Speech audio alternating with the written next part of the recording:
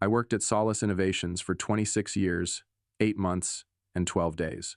Not that I was counting, but I had a timer on my phone, literally. It was counting down the days to my 27th work anniversary, the milestone at which I'd be fully vested in the company's executive pension program, 5 figures a month, for life. But on a cold Thursday morning in Seattle, just 4 days before that date, I walked into my office and found a termination letter waiting on my desk. No prior warnings, no performance reviews, just a white envelope with my name printed in robotic font. I stared at it for 5 whole minutes. Then I read it again. And again, due to departmental restructuring, your position has been eliminated effective immediately. Eliminated. Like a bug. I walked to HR. Darlene, the HR rep who used to bring me cookies during Christmas, couldn't even meet my eyes. Jonah, this wasn't my call, she muttered. Who signed off on it? New CFO, Alan Rosenfeld. Alan had joined 3 months ago, had a fancy MBA, knew how to cut costs, but not how to lead people. I'd trained half the team he now oversaw. 4 days, Darlene, I said calmly. I was 4 days away.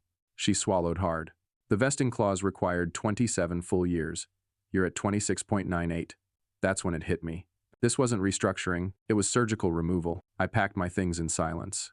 My office, my corner, the space I had built from scratch gone in one morning. On my way out, I passed Alan's office. He didn't look up from his monitor. Didn't even blink. That night, I drove to the small apartment I kept in Capitol Hill. Saturday in the dark for hours. I hadn't told my daughter yet, nor my ex-wife, nor my attorney. But something in me, something old, something forged over 3 decades in corporate trenches, napped into place. He didn't punch a vol, didn't send angry emails. I opened my laptop and typed, Aaron, it happened. They pulled the plug early. Operation Redwood is live. Erin was my niece. But more importantly, she was my forensic financial analyst. The one person I trusted to help me burn the whole thing down legally. 3 days later, I was in Austin. Not for revenge. For evidence. Solace had opened a second HQ there, and a team of senior execs had been quietly let go over the past year. All around the same milestone.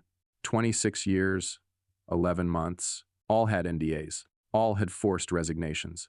But one Carl Thompson had saved everything. Emails, memos, internal presentations, including one titled Q1 Pension Optimization Street Strategy, Mitigating Executive Liability Exposure. I almost vomited. Aaron and I built the case methodically. Over 4 weeks, we compiled a timeline of terminations, internal memos, and financial projections that showed Solace had saved $19.4 million by terminating employees just before their vesting. The board had signed off. Alan had led the operation. They even had code names. Sunset Sweep, Green Line Exit, Legacy Liability. I was client J12 in their slide deck. Once the documentation was airtight, Aaron made the call. The Office of the Inspector General, Department of Labor. And then we waited. The knock came at 6:42 a.m. on a rainy Thursday. Not for me. For Alan Rosenfeld. He was escorted from his Bellevue condo in handcuffs. Not because of what they did to me, but because they forged cost reduction justifications using fake performance reviews for 7 terminated executives. That's felony fraud. In the end, 21 executives were called to testify. 8 settled. 13 joined the lawsuit. Solace paid $11.6 million in restitution. Alan took a plea deal. 6 years, federal. And me? My pension was restored. Backdated. With interest. But the best moment? The board chair called me personally. We'd like to offer you your job back. I already have a job, I replied. It's called peace of mind. I bought a vineyard outside Walla Walla. Not to make wine. Just to walk the fields every morning with my old dog Leo. No offices. No suits. No countdowns. Just freedom. The kind you earn when you refuse to go quietly. The week after Alan's arrest felt like a strange dream moan where I was awake, but nothing around me made sense anymore. My inbox flooded with messages. Former colleagues, old clients, journalists, even distant cousins I hadn't spoken to in years. Everyone had an opinion, but I didn't respond to most of them. Not out of arrogance, out of exhaustion. Because when someone finally pulls the fire alarm, everyone wants to talk about the smoke. No one wants to acknowledge who built the building from wet wood. Aaron and I met at a small diner off Route 2, near Snohomish. No cameras. No microfones. Just eggs, toast, and the kind of peace that only comes when you've burned the last bridge and don't regret it. You know they're gonna spin this, she said between bites. Of course they are. Solace had already released a statement calling Alan a rogue actor and reaffirming their commitment to ethical leadership. It was corporate PR bingo, every word carefully chosen to avoid liability. But the documents spoke louder than their press releases, especially the one signed by board chair Margot Devereaux, approving Green Line exit operations. I had that memo framed, not to gloat, to remember. Because even intelligent people will sell their integrity for a better quarterly report. A week later, I received a letter. Real paper, gold foil on the envelope. From Margot. Inside was a handwritten note. Jonah, mistakes were made. I was misled. I hope you'll consider a conversation when the dust settles. No apology. Just polished phrases and plausible deniability. I folded the letter carefully, placed it in a manila folder labeled almost sorry, and locked it in my safe. I didn't need her words. I had the truth, and that was enough. But the truth came at a cost. Public exposure wasn't something I craved. The Department of Labor had released a statement citing my case as the catalyst for uncovering systemic abuse in executive benefits management. That's bureaucratic language for, he took the first punch, which meant they'd protect me publicly, but I'd always be the man who blew it up. And in the business world, whistleblowers don't get second chances. I spent the next month in Austin, reconnecting with Carl and the others. We met at a small brewery on 6th Street, the kind with string lights and craft names like IPA Lakey and Justice. The conversations were half laughs, half laments. Each of us had a version of the same story. Years of loyalty, one bad quarter, then gone filed under cost reduction. But this time, we'd filed back, and we'd won. Not completely, but enough. Carl clinked his glass to mine. To the man who gave them 4 days too many. I smirked. No, Carl. To the man who made 4 days feel like 4 decades of regret for them. The table went silent. Then someone said, "Cheers." I returned to Seattle with no plans. That was the best part. For 27 years, I had measured life in calendars, performance cycles, Q1 goals, UT de bonuses, stock vesting schedules. Now I measured by sunrise walks and the number of deer tracks I found behind the vineyard. Leo, my dog, had never looked happier, and neither had I. But one morning, in early spring, something unexpected arrived at my mailbox.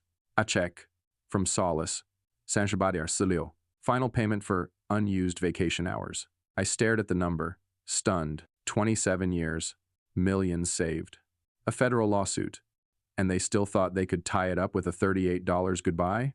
I walked to my barn, found a box of Solace-branded pens I'd saved over the years, and added the check to it. On the box I wrote, in black Sharpie, "This is how they thanked me." Weeks passed. Then one night, Aaron called me with a proposition. "You know your story's bigger than just you, right? I'm not interested in going viral.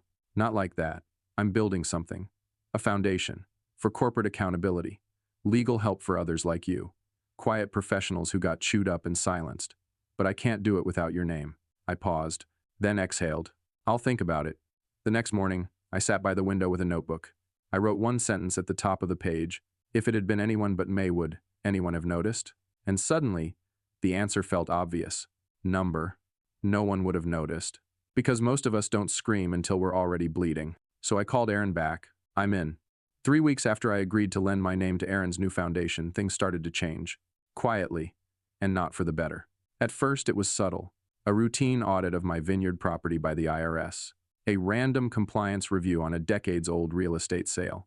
2 phone calls from an anonymous number late at night that never left a voicemail. I wasn't naive. You don't walk out of a corporate machine holding its dirty laundry without someone trying to wrinkle your shirt. And I knew Solace had friends in high places. Alan may have fallen, but Margot Devereaux? She still sat on 3 boards and chaired 2 national business alliances. She wasn't going anywhere yet. Aaron's foundation, now named Quiet Ground, gained traction fast. Within a month of launch, they had 800+ submissions from whistleblowers, 2 pro bono legal firms backing the project, a 3-part expose planned with a major financial magazine. My name was mentioned in nearly every article. Some hailed me as a hero. Others painted me as a bitter ex-employee with an axe to grind. And to be honest, I didn't care. The truth wasn't a popularity contest. It was a long, cold stare into the eyes of power and refusing to blink. But then someone blinked for me.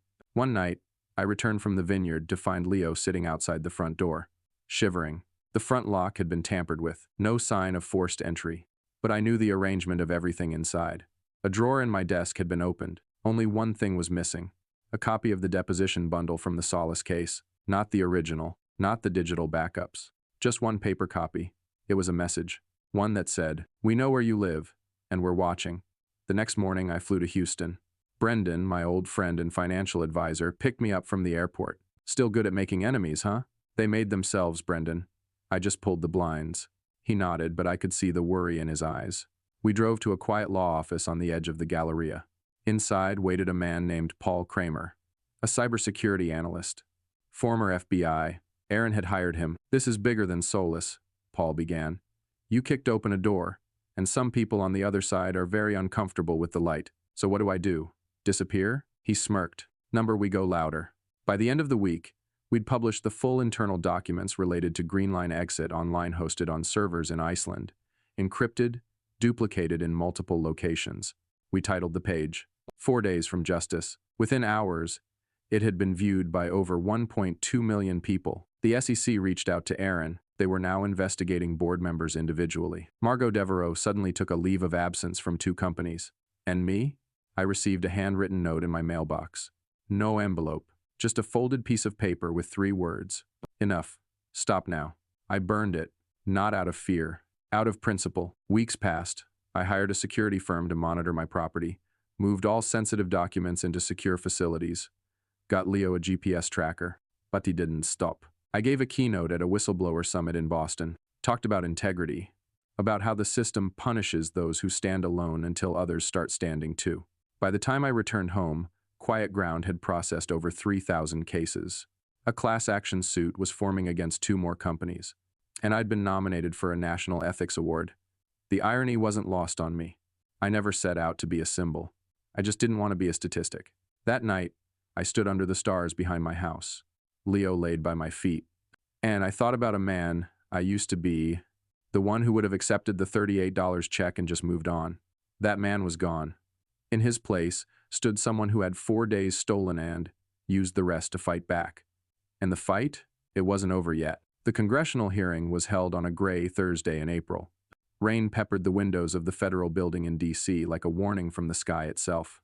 Inside, everything gleamed: polished oak floors, stainless steel fixtures, flag draped neatly behind the committee panel. I wore a dark navy suit, not expensive, just respectful. Next to me sat Erin, flipping through her notes. Across the room, the gallery was full journalists, lawyers, industry watchdogs, and a few former employees of Solace who had flown in just to watch. At the far end of the table sat Margot Devereaux, her signature platinum hair swept back like always, wearing a pale gray blazer and a controlled smile that never quite reached her eyes. We hadn't spoken since the scandal broke. Now, we would speak under oath. The chairman banged the gavel once.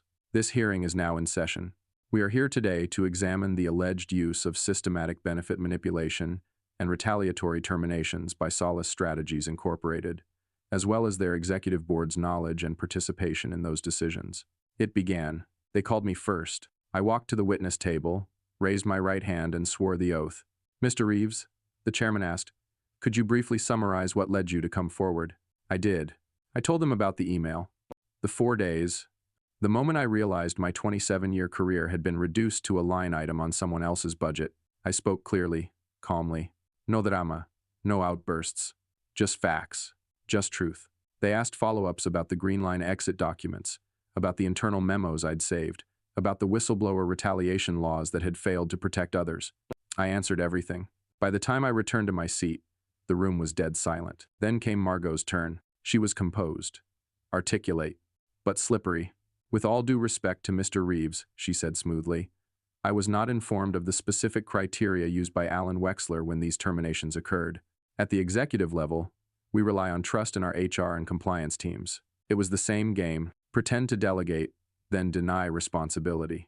But this time, she wasn't playing with interns." The ranking committee member held up a copy of the Greenline memo. "Miss Devereaux, your signature is here. Are you suggesting this document is fraudulent?" Her eyes flicked toward her attorney.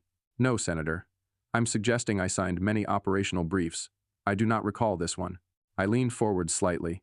She remembers every acquisition she ever approved down to the dollar.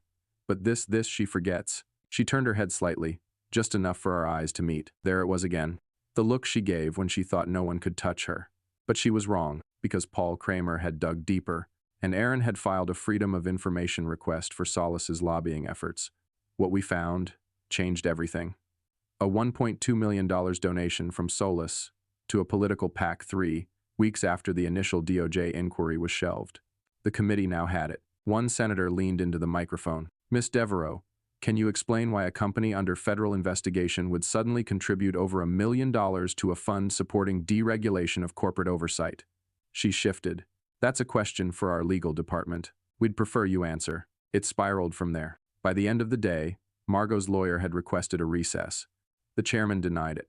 This hearing will conclude as scheduled. The public deserves clarity. I stepped out into the hallway as the session wrapped. Aaron joined me, exhaling deeply. You just dismantled her legacy in under 2 hours. She did that herself. I just pulled the curtains. That night, news outlets exploded. Headlines ranged from boardroom deception exposed to Solace execs face federal scrutiny. The Green Line memo trended for 14 hours. The number of submissions to Quiet Ground tripled in 48 hours. And me? I didn't celebrate. I sat on the floor of my hotel room with Leo asleep beside me, drinking water and watching the Capitol glow in the night. Because justice isn't loud. It echoes. It wasn't until the 3rd week after the hearing that I realized something crucial. I had become toxic. Not to enemies, to old friends. Former colleagues stopped replying to my messages. A man I once mentored, who now sat on the board of a large logistics firm, quietly uninvited me from his daughter's wedding. Just want to avoid any press, he texted. Hope you understand. I did. That was the thing. I understood all too well. Aaron called from the foundation office late one night. Are you sure you're okay? Sure. Jonah. I'm okay, Aaron. I expected the blowback. Just didn't know it would feel this. Permanent. She was silent for a beat. You're not alone. I know, I replied. But right now, it feels like I am. 3 days later, I was served. A civil suit filed by a former Solace investor claiming that my whistleblowing directly caused financial losses exceeding $12.6 million due to the plummet in company stock. The plaintiff? Lawrence Grant, a billionaire venture capitalist with deep pockets and deeper grudges.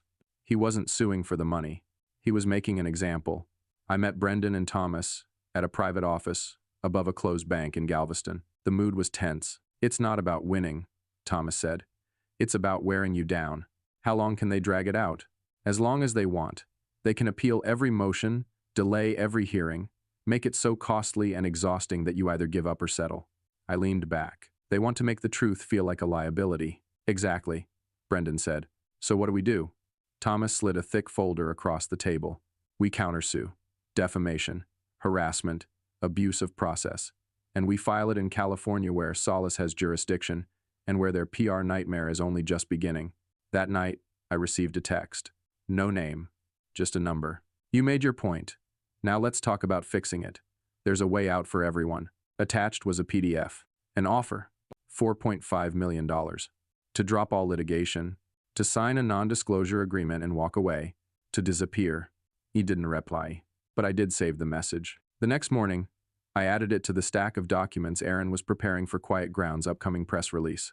At the vineyard, I walked rows of Cabernet vines in silence. The wind whistled through the leaves. Leo chased shadows between the stalks. It had been my sanctuary. Now, it was my war room. That evening, as I was locking up, a black SUV pulled up the gravel road.